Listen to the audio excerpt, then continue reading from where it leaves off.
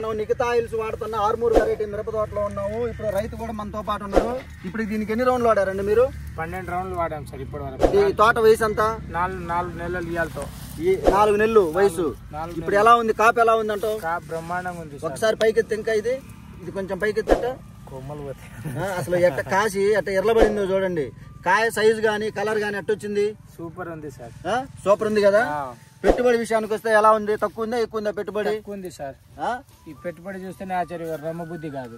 మరి కాయ చూడండి ఎట్లా వచ్చిందో. ఎక్కడ కాయ వంకర గానీ కాయ మచ్చ గానీ ఏం లేదు. బ్రహ్మాండంగా కాసింది. ఇది పైన వచ్చే పట్టీలన్నీ కూడా ఎట్లా వచ్చినాయో చూడండి. ఆ పట్టీలు గానీ లాకులు గానీ కాయలు ఎట్లా అయినాయో చూడండి.